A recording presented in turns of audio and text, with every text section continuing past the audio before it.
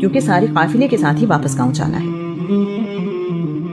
آج کا عنوان ہے پیار کا پھول ابھی کھلا ہی تھا، پیار کا پھول ابھی کھلا ہی تھا۔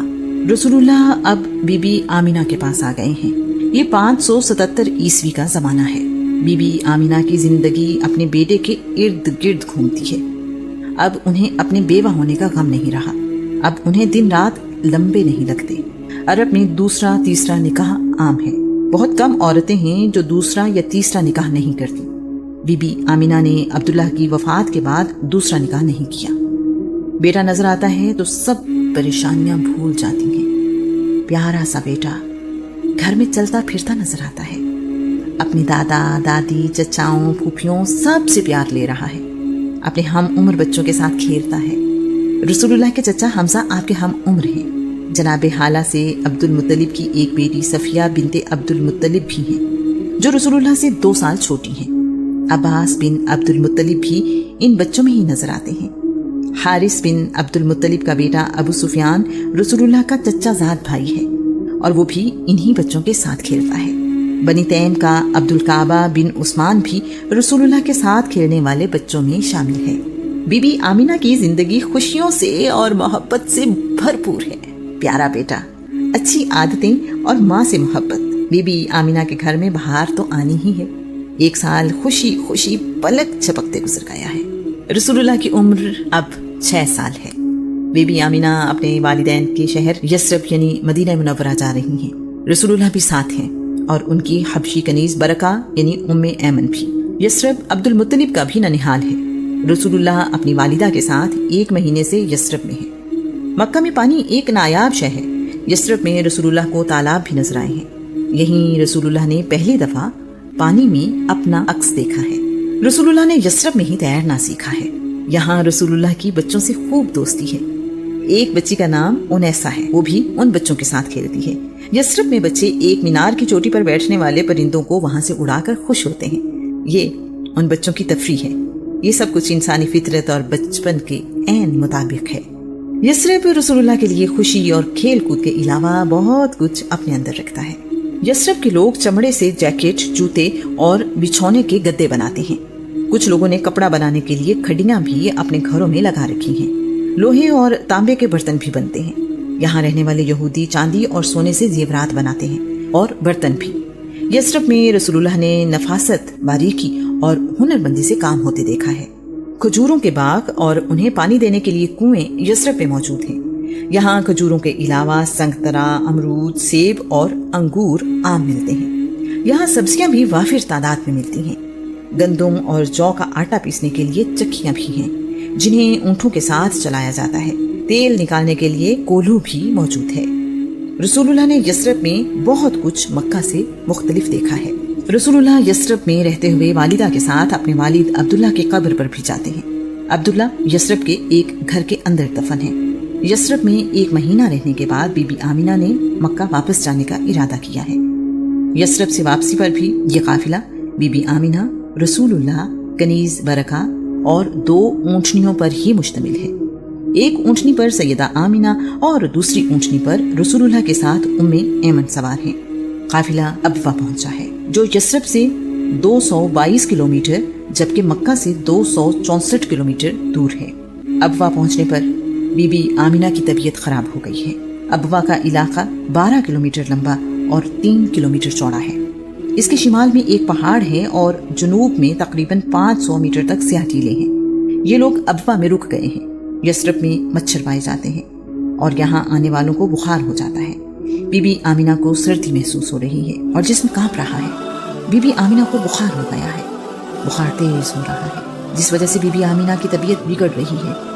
برکہ بی بی آمینہ کی خدمت میں موجود ہے اور بیٹا اپنی والدہ کو اس حال میں دیکھ کر پریشان ہے۔ ابوا میں موجود حکیم بی بی آمینہ کا علاج کر رہے ہیں۔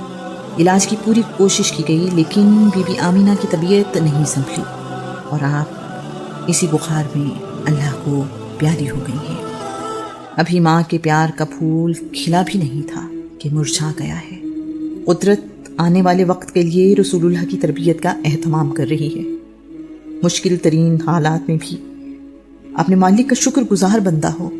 آج ہم رسول اللہ کی زندگی کے حالات اس تناظر میں دیکھتے ہیں کہ وہ نبیوں کے سردار ہیں اور اللہ کے محبوب ہیں۔ ہم ان کی کامیابیاں اور ان کی عظیم شخصیت کو دیکھتے ہیں۔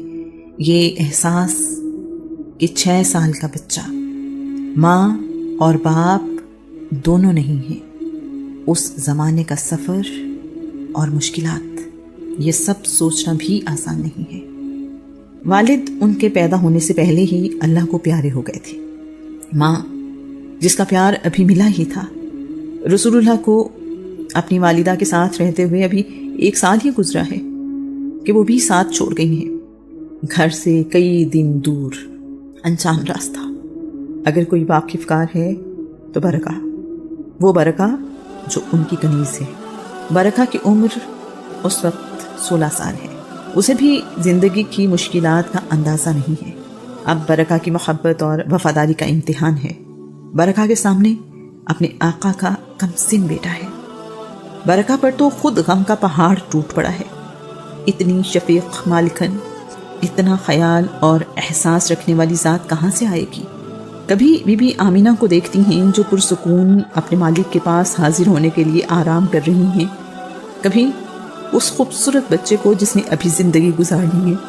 برکہ نے ہمت دکھاتے ہوئے بڑی دلیری سے ان حالات کو سنبھالا ہے۔ بی بی آمینہ کو ابوا کے مقام پر دفن کر دیا گیا ہے۔ ابوا میں داخل ہوتے ہی دائیں ہاتھ پر ایک چھوٹی سی پہاڑی پر بی بی آمینہ کی قبر ہے، جو دور چاروں طرف پتھر رکھے ہوئے ہیں۔ تو یوں بیان کرتی ہیں، رسول اللہ کے لیے اور صبر آزما تھا۔ رسول اللہ اپنی والدہ کی وفات پر روئے، خوب روئے، بار بار روئے۔ اپنی والدہ اور ان کی محبت کو یاد کر کے روتے رہے۔ اپنی والدہ کی قبر کے پاس بیٹھ کر روتے رہے۔ بی بی آمینہ کو دفن کرنے کے بعد مکہ کی طرف سفر شروع ہوا تو رسول اللہ واپس دوڑے۔ میں بھی رسول اللہ کے پیچھے پیچھے دوڑی۔ میں آوازیں دے رہی تھی۔ رسول اللہ اپنی والدہ کی قبر کے پاس جا کر رک گئے، ایک بار پھر رونے لگے۔ میں بے بس تھی۔ رسول اللہ کو دیکھ کر میں بھی روئی اور خوب روئی۔ میرے خدا میں کیا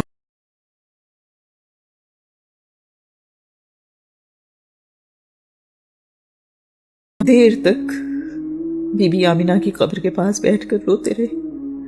آخر کار خاموش ہوئے تو میں نے رسول اللہ کو ساتھ لے کر ایک دفعہ پھر مکہ کا سفر شروع کیا۔ برکہ کے لیے بھی یہ لمحے بہت مشکل ہے۔ ایک طرف مالکن کی دیار غیر میں وفات تو دوسری طرف 6 سال کا کم سن بچہ جس نے اپنے والد کو دیکھا بھی نہیں ہے۔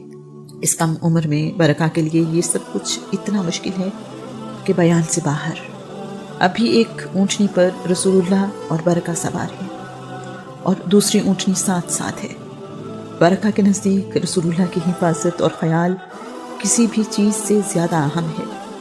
اونٹنی پر سوار ہوئے تو بھی رسول اللہ اپنی والدہ کے لیے رو رہے ہیں۔ ماں بھی کبھی کسی کو بھولتی ہے۔ بعد کے زمانے میں رسول اللہ جب کسی مہم کے سلسلے میں کبھی ابوا سے گزرتے، اپنی والدہ کی قبر پر رکتے اور وہاں ڈھیروں آنسو بہایا کرتے تھے۔ والدہ کی محبت رسول اللہ کو تمام عمر یاد رہی۔ برکہ نے رسول اللہ کو سینے سے لگایا تو ان کی آنکھوں میں آنسوؤں کی برسات ہے۔ برکہ اور رسول اللہ ایک دوسرے کا سہارا بنتے ہیں۔ برکہ نے رسول اللہ کو ماں کی طرح سنبھالا ہے۔ انہیں لے کر کئی دنوں کا سفر طے کر کے واپس مکہ پہنچی ہے۔ والدہ کی وفات نے رسول اللہ پر جدائی اور غم کا احساس چھوڑا ہے۔ آپ خاموشی سے بیٹھے رہتے ہیں، کھیل کود میں اب کم ہی حصہ لیتے ہیں۔